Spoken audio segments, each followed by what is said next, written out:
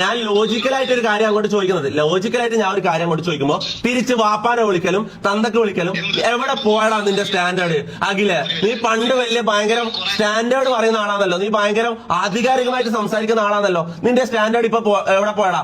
ഞാൻ പൈസ വാങ്ങിയതിന്റെ തെളിവ്, ലോജിക്കലായിട്ടുള്ള തെളിവ് ഞാൻ ചോദിക്കുമ്പോ തന്തക്ക് വിളിക്കുന്നതാണോ നിന്റെ സ്റ്റാൻഡേർഡ്? എടാ പോടാന്ന് വിളിക്കാൻ പറ്റാണ്ട് നീ ആരാ, ജഡ്ജിയോ? എടാ പാടാ നിന്നെ വിളിക്കാൻ പാടില്ലേ? എന്താ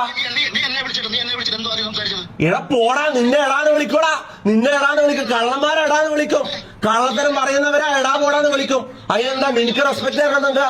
പീനൽ കോഡ്, ഇന്ത്യൻ പീനൽ കോഡിലുണ്ട് നിന്നെ റെസ്പെക്ട് ചെയ്യണമെന്ന്.